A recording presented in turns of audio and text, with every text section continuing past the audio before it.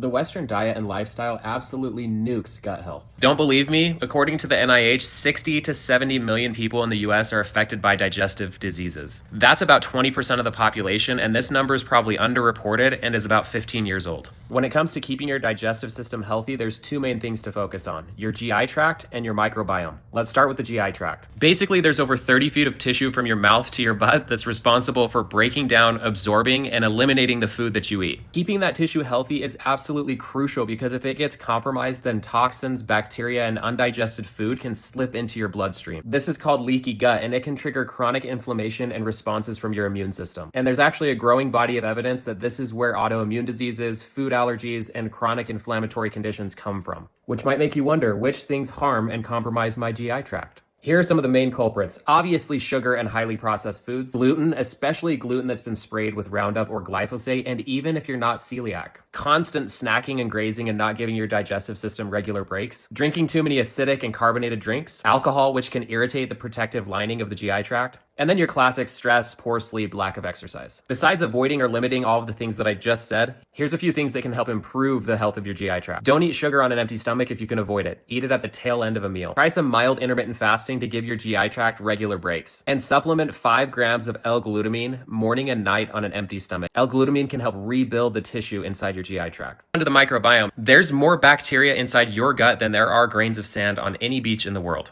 And your microbiome plays a key role in every aspect of your health. There's a balance of good and bad bacteria in the microbiome. And most gut issues pop up when you have more bad bacteria than good. And while most of the things that harm your GI tract also harm your microbiome, there's a few specific call-outs. First is antibiotics. If you need them, antibiotics are so amazing. But they absolutely wreck your microbiome, so you should only use them if you really, really, really need them. And artificial sweeteners, especially sucralose. More and more research showing that consistent use of artificial sweeteners does alter the balance of bacteria in your microbiome. Here's a simple 3-step system for rebalancing your microbiome. Step 1 is to go on a low FODMAP diet. FODMAPs are a certain type of sugar found in specific foods that are known to feed the bad bacteria in your gut. Step 2 is to supplement an herbal antibiotic. And step 3 is to supplement a spore-based probiotic. The idea here is that you're starving the bad bacteria in your gut by not eating FODMAPs, you're killing them off with the herbal antibiotic, and you're boosting your good bacteria with the probiotic. Now, I'm not a doctor, I'm not trying to sell anyone anything. The reason I made this video is because 7 years ago, I had such bad gut issues that I almost had to have part of my intestines removed. When you have gut issues, it is a lonely road. So if that's you, know that you're not alone. And I hope that this was helpful.